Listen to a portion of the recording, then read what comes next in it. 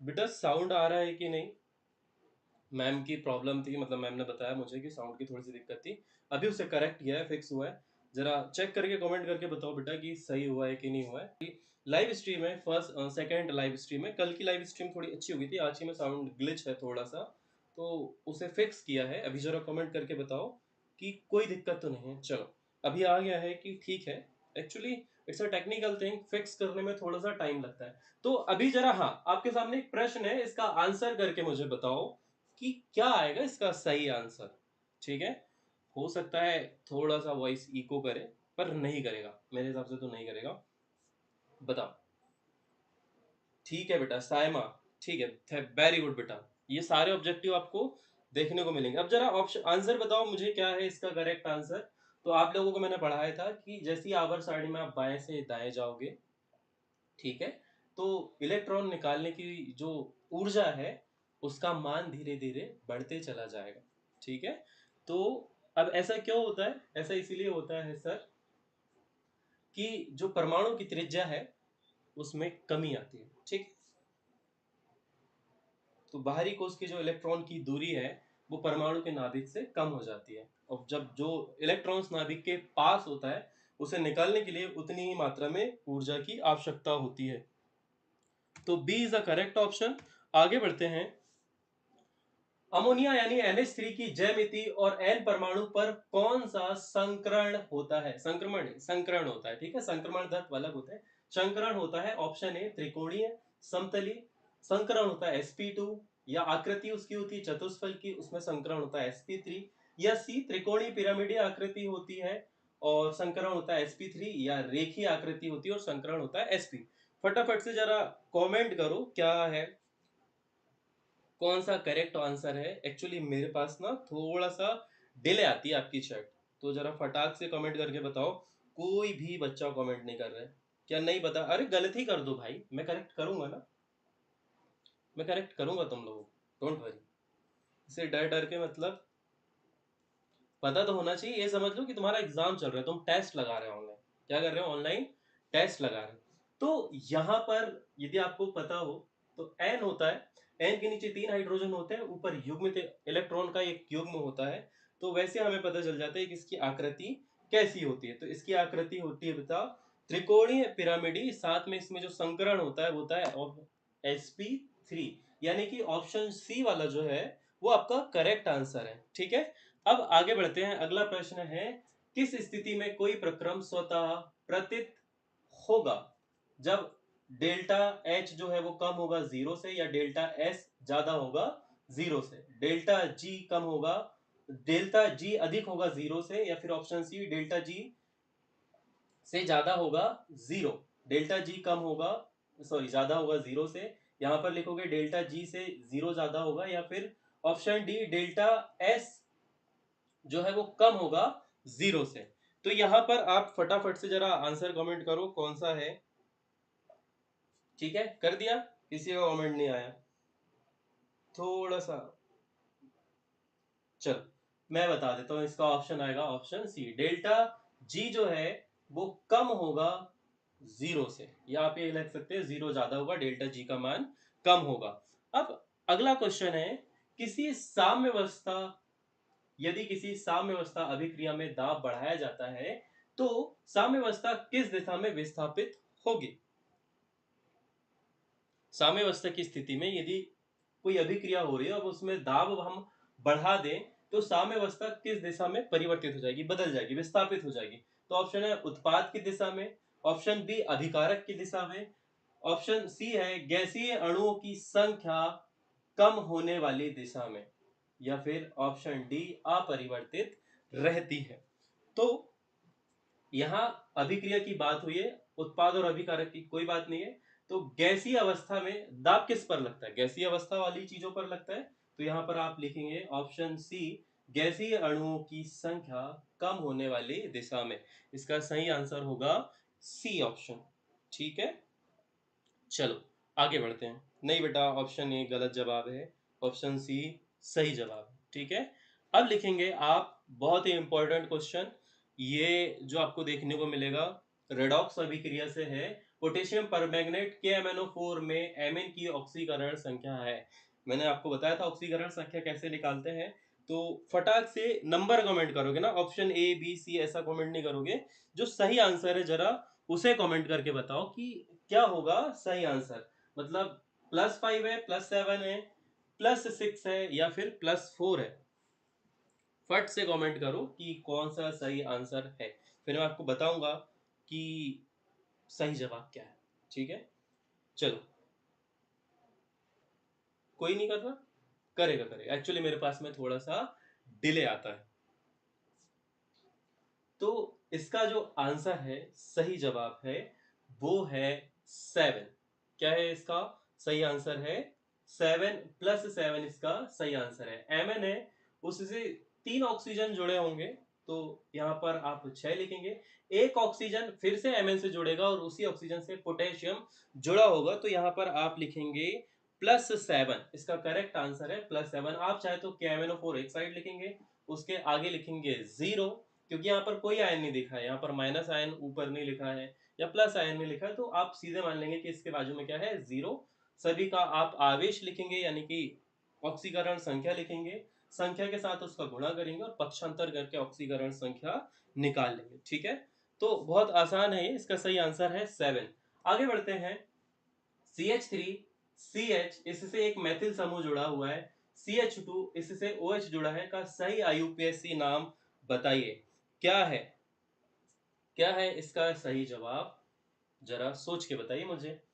Option A सही है, option B सही है, ऑप्शन डी सही है, क्या है सही? अच्छा, ये मेरे को ही नहीं दिख रही है चैट, या फिर तुम लोग कर नहीं रहे हो? क्या है सही जवाब? और CH3 CH CH3 CH2 OH का सही IUPAC नाम क्या है?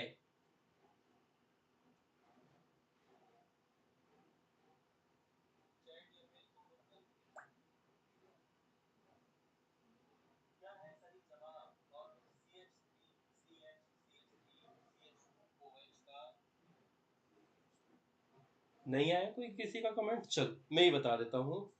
अर्चना काकोड़िया, 2 मैथिल 3 प्रोपेनॉल। नहीं बेटा, गलत जवाब। सबसे पहले तो आपको बता दूं कि जिस कार्बन से OH समूह जुड़ा होता है उसे हम पहला कार्बन मानते हैं। तो ये आपका पहला कार्बन होगा, ये आपका दूसरा कार्बन होगा, ये आपका तीसरा कार्बन होगा। तो मेन जनक श्रृंखला में 3 कार्बन है, दूसरे कार्बन से एक ब्रांच निकली है और उस ब्रांच का नाम क्या है? मैथिल। तो इसका सही नाम होगा 2 methyl prop 1 ol. Option B is the correct answer. सबने गलत लिखा है, ऑप्शन ए नहीं है, option B is the correct answer. ये CH3 इसके ऊपर जुड़ा हुआ है। ठीक है, ये आपको कंफ्यूज करने के लिए सीधी श्रृंखला में दिया जाता है और आपको एग्जाम में भी देखने को मिलेगा। ठीक है, एक ही लाइन पे लिखा जाएगा ना सारी चीजें। अब आपके लिए ऊपर एक ब्रांच थोड़ी ना बनाएंगे, तो ये आपको बनाना है वहां पे। ठीक है, ऐसे कंफ्यूज नहीं होना है। अब आगे बढ़ते हैं फिर से। ए वाले सारे जो हैं वो गलत जवाब हैं। अब आते हैं कार्बनिक यौगिकों में। कार्बनिक यौगिकों में वह प्रवाह प्रभाव कौन सा है जिसमें इलेक्ट्रॉन युग्म का विस्थापन सिग्मा बंध के माध्यम से होता है? पाई बंध का कोई लेना देना नहीं, सिर्फ किस पर बात हो रही है? सिग्मा बंध के। तो मेसोमेरिक प्रभाव, प्रेरणिक प्रभाव, इलेक्ट्रोमेरिक प्रभाव या फिर अति युग्मन, कौन सा सही आंसर है? फट से कमेंट करो। Option A B C D जो आपको लगता है कि करेक्ट है। सबसे पहले कुछ हिंट दे देना चाहता हूँ। इलेक्ट्रोमेरिक प्रभाव जो है वो हमें ज्यादातर बंध संरचनाओं में देखने को मिलता है, जिसे आप अनुनाद प्रभाव के नाम से भी जानते हैं। तो ये वाला ऑप्शन तो कट हो गया। अति युग्मन जो है ये भी द्वि आबंध वाली संरचनाओं में होता है, लाइक एल्डिहाइड और कीटोनों में। तो अति युग्मन भी नहीं होगा। अब बचे हैं दो, मैसोमेरिक प्रभाव और प्रेरणिक प्रभाव। फटाफट से बताओ कौन सा करेक्ट आंसर है। यहाँ पर जो सही जवाब है, जो इलेक्ट्रॉन युग्म विस्थापन सिग्मा आवंत के कारण होता है, तो उसका आएगा प्रेरणिक प्रभाव। ठीक है, very good. Option B is a correct answer. सही बात है बेटा, उमांशी ने सही लिखा है, ऑप्शन बी सही जवाब है। अब आते हैं हम अगले प्रश्न पे। अगले प्रश्न में आप लिखा है प्रोपीन कि HBr के साथ अभिक्रिया द्वारा मुख्य उत्पाद कौन सा होगा? आप ये समझो कि कोई एल्कीन है, एल्कीन में कौन सा हाइड्रोकार्बन ले रहे हैं हम, प्रोपीन। इसकी अभिक्रिया हम HBr के साथ करवाएंगे तो कौन कौन से दो उत्पाद बनेंगे। एक हिंट दे देता हूं, ये जो अभिक्रिया है ये मार्कोनिकॉफ नियम के अनुसार होगी, ठीक है। एंटी मार्कोनिकॉफ या फिर प्रति मार्कोनिकॉफ नियम के अनुसार नहीं होगी। तो अब जरा मुझे बताओ कि कौन सा इसका सही जवाब होगा। चलो वेट करते हैं थोड़ा सा। 658 option B, 2 bromopropane. Saima, Saima ने बोला है ऑप्शन बी सही है सर, है ना। चलो एक्चुअली बेटा you are right, option B सही जवाब है। यहाँ पर जो बी आर है, HBr है, इसमें से Br माइनस के रूप में निकलेगा, H जो है प्लस के रूप में निकलेगा। इन दोनों का आबंध फ्री होगा तो Br उस कार्बन से जुड़ना पसंद करेगा जिसके पास हाइड्रोजन परमाणुओं की संख्या सबसे कम है। तो किसके पास कम होगी, इसके पास एक है, इसके पास दो है। तो ये Br इसके साथ जुड़ेगा, हाइड्रोजन इसके साथ जुड़ जाएगा, तो ये होगा मुख्य उत्पाद। बाकी एक और उत्पाद बनेगा जो कि होगा 1 ब्रोमोप्रोपेन, और ये इस अभिक्रिया का अल्प उत्पाद होगा। अब एक और बात बता दूं, यदि यह अभिक्रिया प्रति मार्कोनिकॉफ नियम के अनुसार होती तो 1 ब्रोमोप्रोपेन मुख्य उत्पाद होता और 2 ब्रोमोप्रोपेन जो है वो अल्प उत्पाद होता, ठीक है। चलो आगे बढ़ते हैं। सी नहीं बेटा, सी गलत जवाब है। चलो, किस तत्व की आयनन एंथैल्पी सबसे अधिक होगी। आयनन एंथैल्पी पहले भी बता चुका हूं कि यदि कोई परमाणु है, उसके इलेक्ट्रॉन बाहरी कक्षा में होते हैं, उन इलेक्ट्रॉनों को यदि हमें बाहर निकालना है, उसके लिए जो ऊर्जा की आवश्यकता होती है उसे ही हम आयनन एंथैल्पी बोलते हैं। तो किसकी ज्यादा होगी, लिथियम की ज्यादा होगी, बेरिलियम की ज्यादा होगी, बोरॉन की ज्यादा होगी, या कार्बन की ज्यादा होगी। फट फट बताओ, है ना, कि कौन सा सही आंसर होगा। तो बताओ किसकी आयनन एंथैल्पी सबसे अधिक होगी। अब जो बच्चों ने पढ़ा होगा इस चैप्टर को बड़ी डिटेलिंग के साथ में बता देंगे अभी, और जिन्होंने नहीं पढ़ा उनके साथ तो दिक्कत है, वो कंफ्यूज ही होते रहेंगे। बड़े इंपॉर्टेंट ऑब्जेक्टिव है, हो सकता है आपको अभी देखने को मिल जाए, ठीक है। तो बच्चों ने कमेंट किया है बी, वेरिलियम। ना बेटा, आपको पता है कि आवर्त सारणी में बाएं से दाएं जाने पर आयनन एंथैल्पी बढ़ती है, मतलब ऊर्जा ज्यादा लगेगी। ये बेचारा इधर ही है, एस ब्लॉक के साइड में ही है, ये भी एस ब्लॉक का तत्व है। ये तो अपने इलेक्ट्रॉन ऑटोमेटिकली त्याग देते हैं, जो ऊर्जा प्राप्त हुई त्याग। ये दोनों जो है ये खतरनाक है। अब आपको इनमें से गैस करना है कि बोरॉन को ज्यादा लगती है या फिर कार्बन को ज्यादा लगती है। तो आई होप आपने गैस कर लिया होगा। सही जवाब जो है वो आपके सामने, देखो क्या है। सही जवाब है कार्बन, सही जवाब है carbon. Option D is a right answer. धीरे धीरे करके समझना है। नहीं बेटा, सी नहीं है, कार्बन है। आगे बढ़ो। ये है Cr2O7-2 आयन में क्रोमियम की ऑक्सीकरण संख्या क्या है। ये प्रश्न आएंगे ही, ये प्रश्न आते ही हैं। Chapter number 7 11th class redox अभिक्रियाएं, वहां पर से ये प्रश्न आपको देखने को मिलेगा। लाइक आइक भी कर दो बेटा, लाइक आइक भी थोड़ा बहुत कर दो यदि तुम लोगों को लगता है कि मजा आ रहा है, तो लाइक भी कर देना। कमेंट तो तुम बाद में भी देखोगे तब भी कर सकते हो, और करते ही रहो। ये प्रश्न देख सकते आप यहाँ पर लिखेंगे Cr2O7-2 आयन में क्रोमियम Cr की ऑक्सीकरण संख्या क्या है। +3 है, +4 है, +6 है, या +7 है, बताओ क्या है।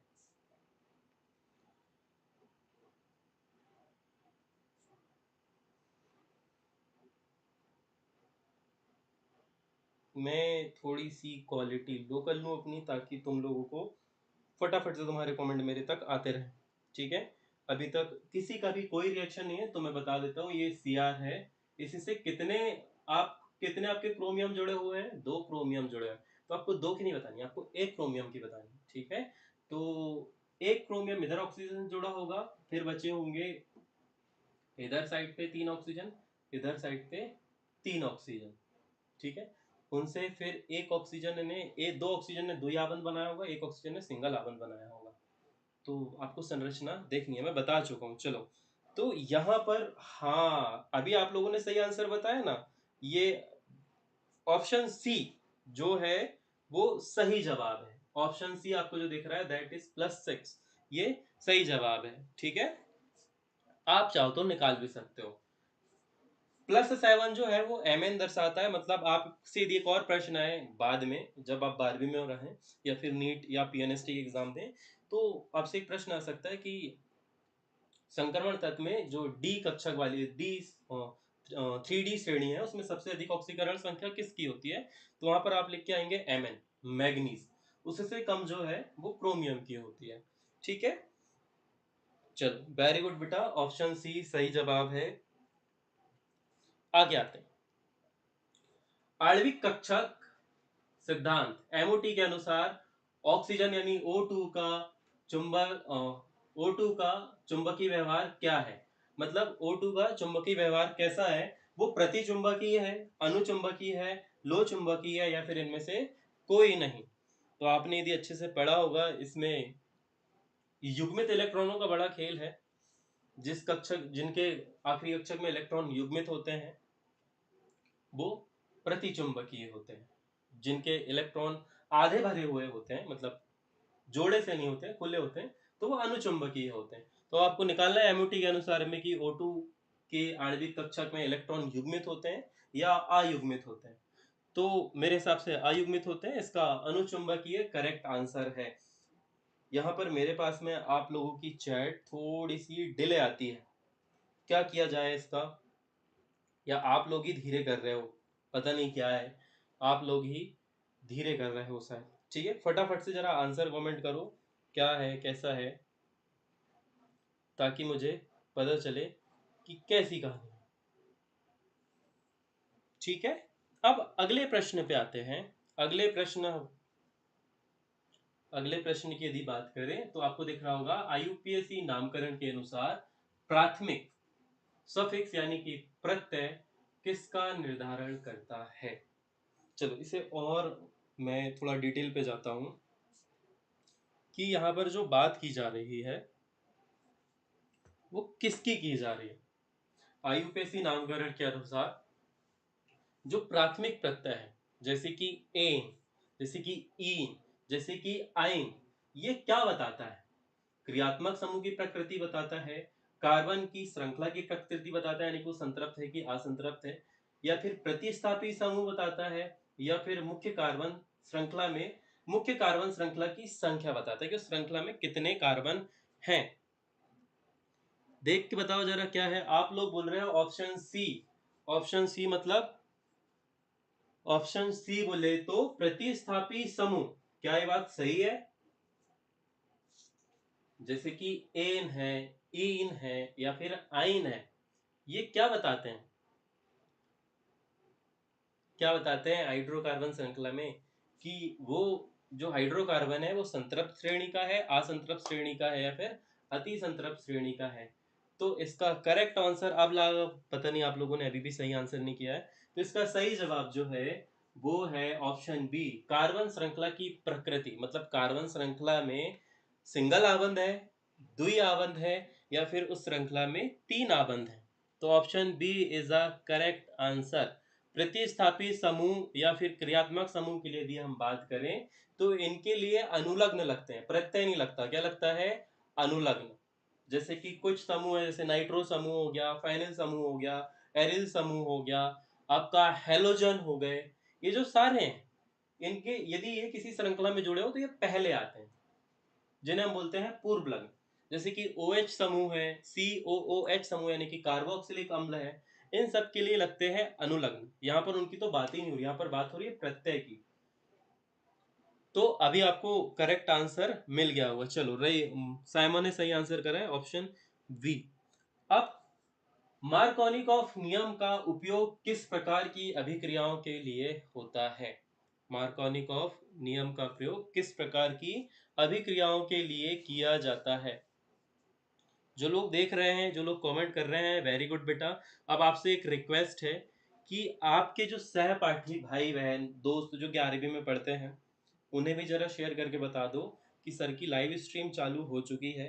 काफ़ी ज़्यादा कम लोग हैं, या हो सकता है उन तक ये जानकारी नहीं पहुंची है कि सर ने लाइव स्ट्रीम स्टार्ट कर दी है, ठीक है। इसके बाद मैडम की लाइव स्ट्रीम स्टार्ट होगी, तो हो सकता है वो बायोलॉजी की क्लास ले। मैडम, मैं अभी ही कंफर्म कर दूंगा मैडम से पूछ के, परंतु आप अभी इसका आंसर करेंगे। साथ ही वीडियो को यहाँ पर रोकिए थोड़ा सा, मैं रुका हूँ आपके लिए, और आप आंसर करने के साथ साथ इस लिंक को, इस लाइव स्ट्रीम की लिंक को, यदि ये यहाँ पर चल रही है तो ये शेयर का ऑप्शन होगा, ऐसे करके शेयर कर दो जहां जहां आप शेयर कर सकते हो, ठीक है।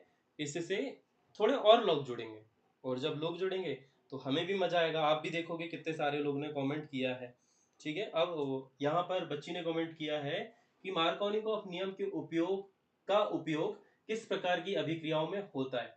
तो मार्कोनिकॉफ रूल अभी थोड़ी देर पहले समझाया था कि जैसे कोई डबल बॉन्ड वाली संरचना है, उसकी अभिक्रिया हम हाइड्रोजन हैलाइडो से करवाते हैं, तो हैलोजन कहाँ जुड़ेगा, यह प्रतिस्थापी समूह कहाँ जुड़ेगा, वहां जुड़ेगा जहां पर कार्बन के साथ हाइड्रोजन परमाणु की संख्या कम है।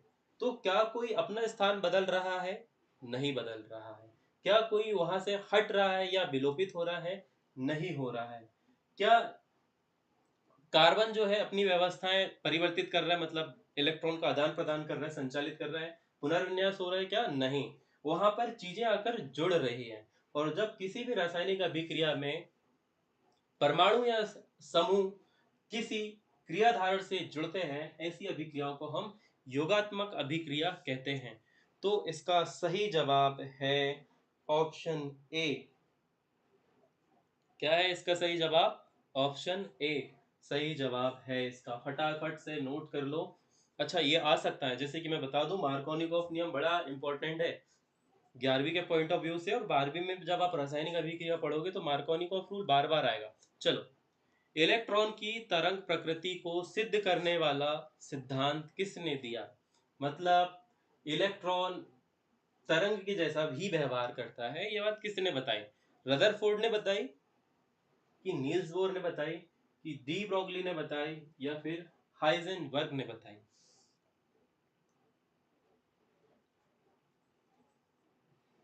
Option C Archana Kakodia, option C de Broglie ने बताई। अच्छा बेटा, आपको बता दूं, रदरफोर्ड ने ये बताया था कि परमाणु के अंदर नाभिक होता है, ठीक है। इलेक्ट्रॉन के बारे में उन्होंने कोई बात नहीं करी।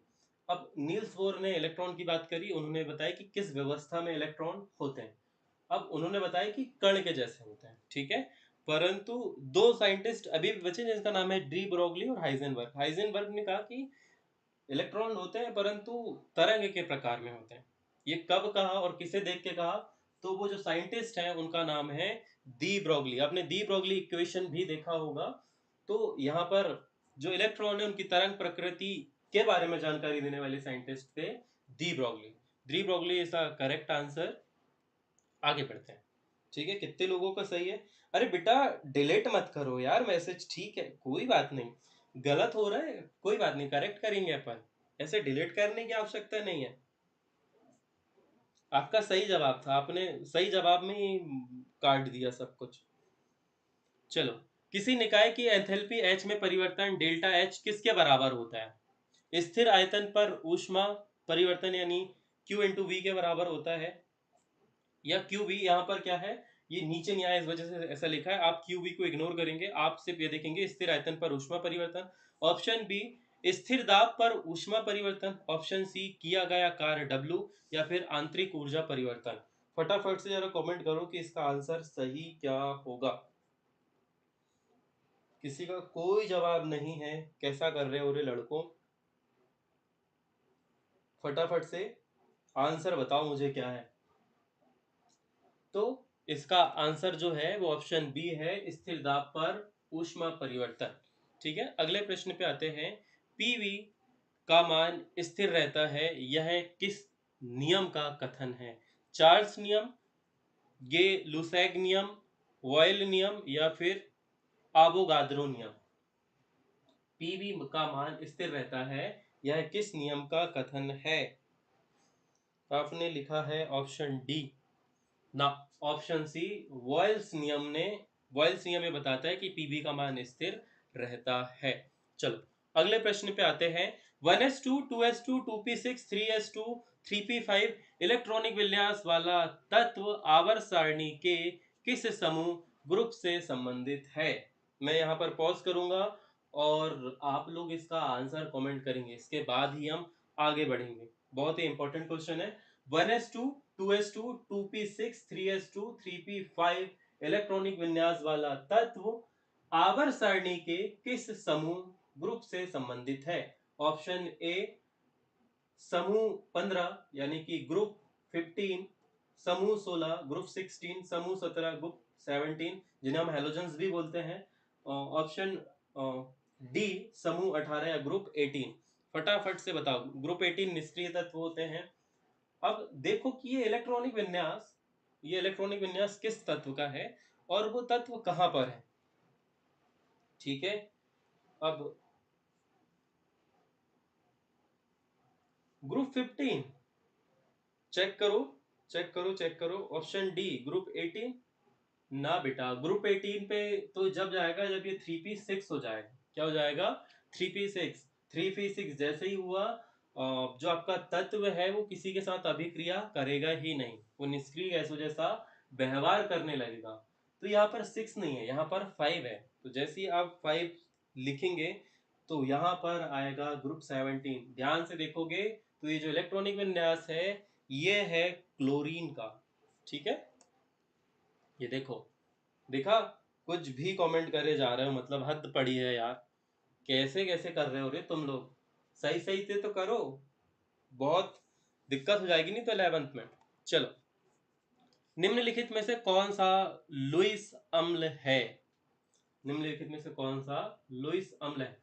बेसिकली इनमें प्लस चार्ज होता है, तो NH3 नहीं होता प्लस चार्ज, H2O नहीं होता, ये सब H प्लस आयन को आकर्षित कर लेते हैं।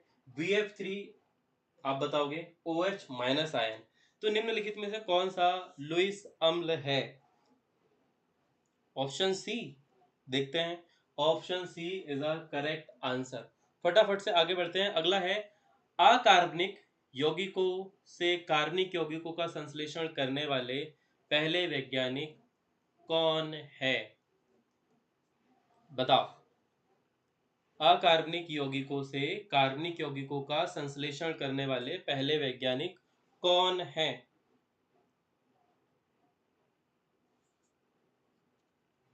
बताओ बेटा, मुझे आंसर कमेंट करो फट से, ताकि हमें भी पता चले कि आपको कितना आता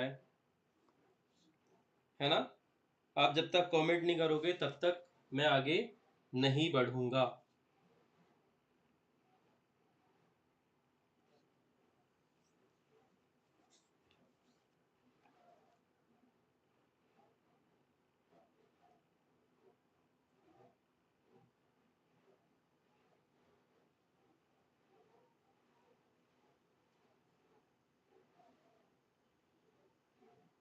हो गया?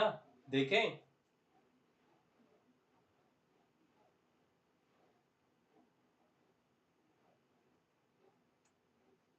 किसी ने कमेंट किया क्या? सब ऑप्शन ए कमेंट कर रहे हैं। ठीक है बेटा, सही बात है। वॉफलर ने किया था सबसे पहले इसका संश्लेषण। ठीक है, क्या किया था इन्होंने? इन्होंने यूरिन को गर्म करा और उसे यूरिया में परिवर्तित कर दिया, मतलब स्ट्रक्चर ही चेंज कर दिया। अंतिम उपकोष सब सेल में प्रवेश करने वाले इलेक्ट्रॉनों की ऊर्जा सबसे कम होती है। अंतिम उपकोष में प्रवेश करने वाले इलेक्ट्रॉनों की ऊर्जा सबसे कम होती है। यह यह किस नियम का कथन है?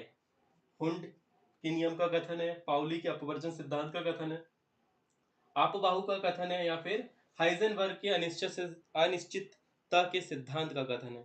फटाफट से जरा कमेंट करके बताओ कौन कौन जानता है इस नियम के बारे में कि पहले इलेक्ट्रॉन 1s में आता है, फिर 2s में आता है, फिर 2p में जाता है, फिर 2p के बाद में 3s पे जाता है ना?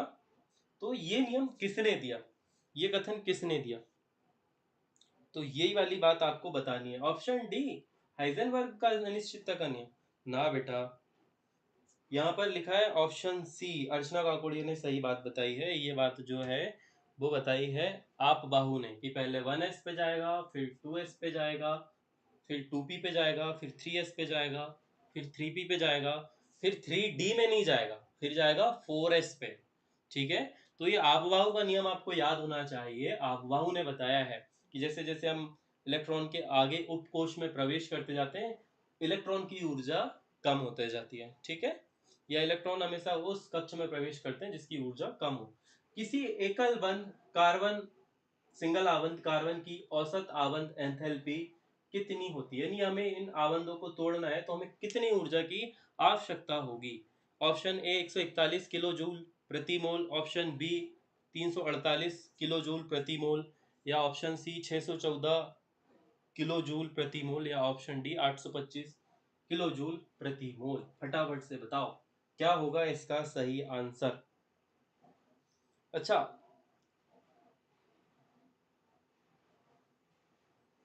चल क्या है, आपने लिखा है ऑप्शन बी, है ना, option B. Yes, option B is the correct answer, 348 kilo joule प्रति मोल। मुझे नहीं पता, तुम तुक्का लगा रहे हो कि सही बता रहे हो। अब ये है 0.1 एम NaOH का घोल, 0.1 एम NaOH सोडियम हाइड्रोक्साइड का घोल का पीएच मान कितना होगा।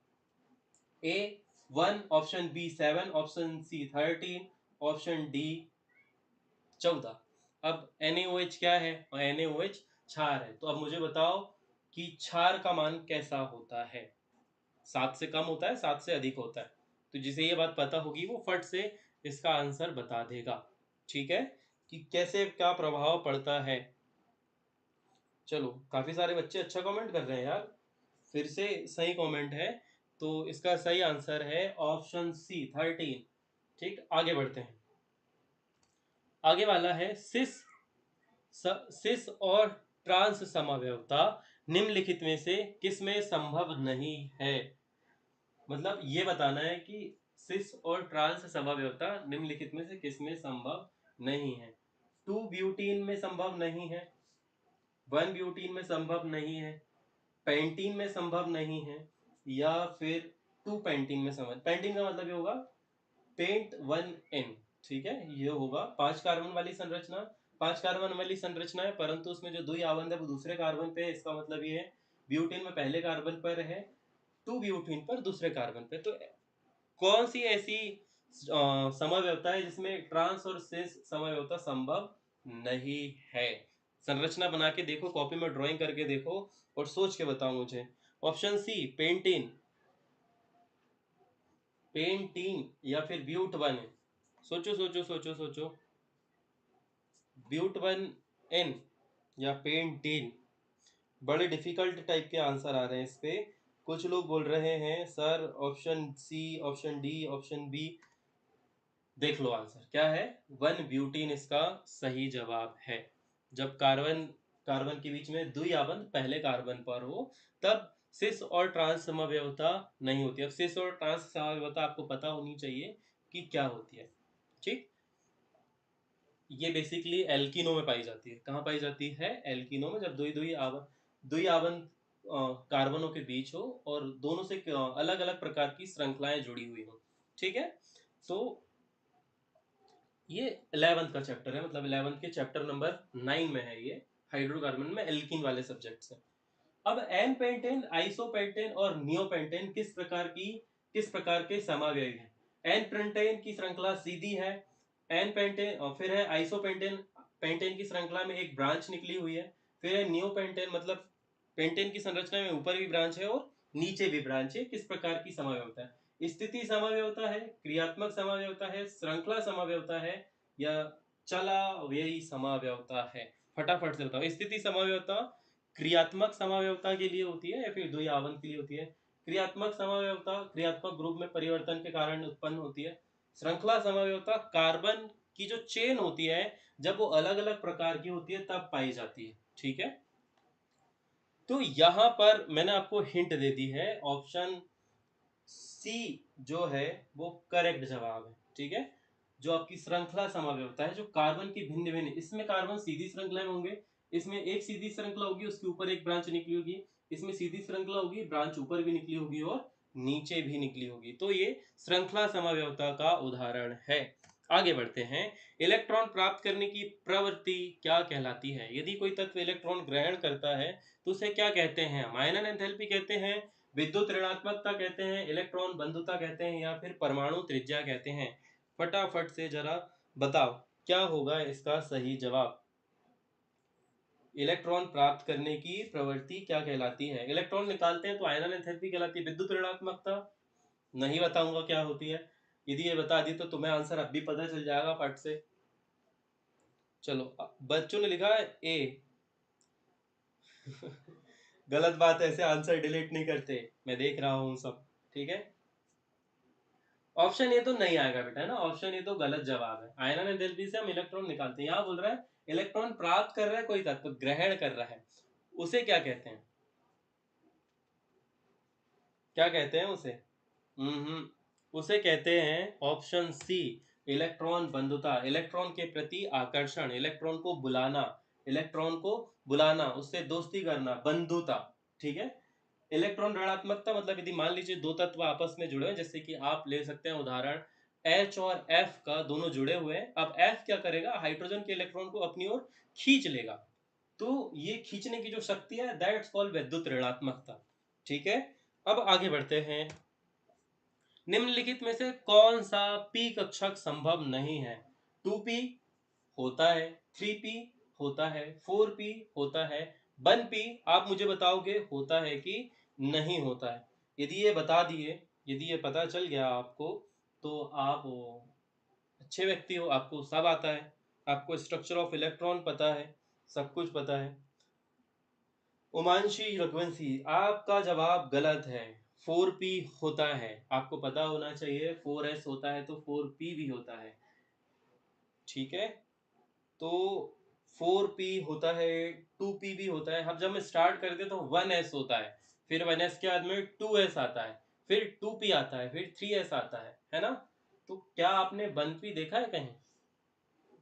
तो करेक्ट आंसर है निम्नलिखित में से p कक्षक संभव नहीं है, that is option D. 1p आपको कभी भी देखने को नहीं मिलेगा। चलिए आगे बढ़ते हैं। नेक्स्ट है अल्काइल, लिखा है यहाँ पर, लिखिए आप। एल्किल हैलाइड यानी कि RX से एल्किन बनाने की प्रक्रिया कहलाती है। एल्किल हैलाइड RX से एल्किल बनाने की प्रक्रिया कहलाती है। अब इस पे थोड़ी सी रिएक्शन डिटेल में जानी पड़ेगी। क्या हम RX में किसी कोई ऐसी चीज को जोड़ दें तो वह एल्किन में परिवर्तित हो जाएगा? नहीं, नहीं हो सकता वह एल्किन में परिवर्तित। ठीक है, अदला बदली कर दें तो एल्किन में हो सकता है क्या? नहीं होगा। विलोपन अभिक्रिया पॉसिबल है, एलिमिनेशन मतलब यहाँ से एल्किल हैलाइड का मतलब पता होना चाहिए कि हाइड्रोकार्बन है, उसका एक हाइड्रोजन परमाणु निकल चुका है और उस हाइड्रोजन परमाणु की जगह हैलोजन ने ले लिया, तो उसे ही हम बोलते हैं एल्किल हैलाइड या हेलो एल्केन। बारे में बड़ा चैप्टर है इसका। तो इसका करेक्ट आंसर है विलोपन अभिक्रिया, ऑप्शन सी। ठीक है, पता नहीं आप लोगों ने लिखा है कि नहीं, बी वाले गलत है, डी वाले भी गलत है, ऑप्शन सी सही आंसर है, ऑप्शन सी सही जवाब है।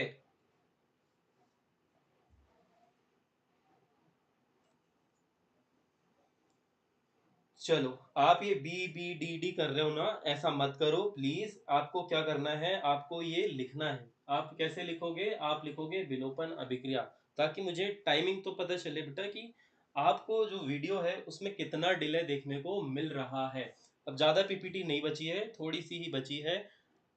मेरे को ऐसा लगता है कि 28 नंबर के ऑब्जेक्टिव कुछ भी हो सकता है, सत्य असत्य में ये चीजें आ सकती है, कुछ भी हो सकते हैं। किसी अभिक्रिया में उत्प्रेरक का कार्य क्या होता है? हम अभिक्रिया में उत्प्रेरक क्यों डालते हैं? अभिक्रिया की एथैल्पी को बढ़ा देता है, ये उत्पाद की मात्रा में परिवर्तन कर देता है या बढ़ा देता है, साम्यावस्था स्थिरांक बदल देता है, यह अभिक्रिया की सक्रियण ऊर्जा को बदल देता है।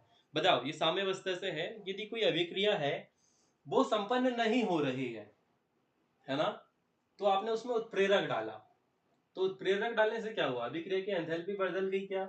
उत्पाद की मात्रा बढ़ी क्या? उत्प्रेरक का उत्पाद से कोई लेना देना नहीं होता, तो ऑप्शन बी तो नहीं है। साम्यावस्था स्थिरांक बदलता है क्या, या फिर अभिक्रिया की सक्रियण ऊर्जा को बदलता है? तो इसका सही जवाब जो है वो साइमन ने सही बताया है, ऑप्शन डी। अभिक्रिया की सक्रियण ऊर्जा को उत्प्रेरक बढ़ा देता है या बदल देता है, बढ़ा देता है बेसिकली। चलो, मेथेन के कार्बन परमाणु पर कौन सा संकरण होता है? ऑप्शन ए जो है वो है sp संकरण, ऑप्शन बी sp2 संकरण, ऑप्शन सी sp3 संकरण, ऑप्शन डी है dsp2 संकरण। क्या होगा बताओ फटाफट से। Option D, option D dsp2 संकरण नहीं बेटा, आपको पता होना चाहिए, बेसिक बात है ये। मेथेन के कार्बन परमाणु पर sp3 संकरण होता है। कौन सा संकरण होता है? sp3 संकरण। मेथेन के कार्बन परमाणु पर sp3 संकरण होता है। अब आगे आते हैं फिर से, सिस 2 ब्यूटेन और ट्रांस 2 ब्यूटेन में ट्रांस 2 ब्यूटेन किस प्रकार के समावयवी हैं? अभी थोड़ी देर पहले बताया था मैंने आपको, जस्ट थोड़ी देर पहले बताया था। स्थिति समावयवी है, श्रृंखला समावयवी है, ज्यामिति समावयवी है और क्रियात्मक समावयवी है। सिस 2 ब्यूटेन, ट्रांस 2 ब्यूटेन किस प्रकार के समावयवी हैं? ब्यूटीन है वो ना, सिस 2 ब्यूटीन और ट्रांस 2 ब्यूटीन किस प्रकार के समावयवी हैं? तो ये दोनों जो हैं वो ज्यामितीय समावयवता के अंतर्गत आते हैं। ठीक है, स्थिति समावयवता, श्रृंखला समावयवता नहीं। यहाँ पर देखोगे तो दूसरे कार्बन पर ही दो ही आबंध है, बस जो क्रियात्मक समूह या कार्बन की जो श्रृंखला है वो उसकी स्थिति अदली बदली है, एक में समपक्षीय है, एक में विपक्षीय है। मैंने बहुत अच्छे से बताया है ऑफलाइन वाले बच्चों को। तो ज्यामितीय समावयवता जो है इसका सही जवाब है। चलो यहाँ आके आपकी जो पीपीटी है वो पूर्ण रूप से समाप्त होती है। मैं उम्मीद करता हूँ कि आप लोगों को बड़ा मजा आया होगा। साउंड आउंड की थोड़ी बहुत दिक्कत होगी तो वो कल या परसों में ठीक हो जाएगी, एक्चुअली आज ही हो जाती, परंतु जो डिवाइस हमने लेके आए थे वो प्रॉपरली वर्क नहीं किया। ठीक है, तो जल्दी ही आपको साउंड रिलेटेड दिक्कत भी खत्म होने दें। आई होप आप ये वीडियो अपने दोस्तों को शेयर करेंगे ताकि आपकी ऑब्जेक्टिव की प्रैक्टिस हो जाए। और मुझे कमेंट करके बताना कि क्या आपको और ऐसे ऑब्जेक्टिव चाहिए, स्पेशली पीएचडी नीट वाले बच्चे, 11 वालों के लिए तो ये आते ही रहेंगे। यदि आप बोलोगे तो आएंगे, नहीं बोलोगे तो नहीं आएंगे। ठीक है, तो जल्दी ही अब आपको बायोलॉजी क्लास भी देखने को मिलेगी, मैडम जल्दी आके आपको पढ़ाएंगे। ठीक है, ठीक बात। तो ध्यान रखिएगा अपना। राधे राधे। ठीक है, फॉलो शेयर सब्सक्राइब आप लोग खुद से कर दोगे, आप बहुत प्यारे बच्चे हो। फाइनेंशियली आप सपोर्ट करना चाहते हो तो क्यूआर कोड कहीं ना कहीं आप पुराने वीडियोस में जाके देख सकते हो, और उस प्रकार से भी आपको सब डिजिटल बोर्ड और सारी चीज़ें हमारे पास में आ जाएंगी। ठीक है, डन। तो ध्यान रखिएगा अपना। राधे राधे, और अच्छे से दीजिएगा अपने एग्जाम।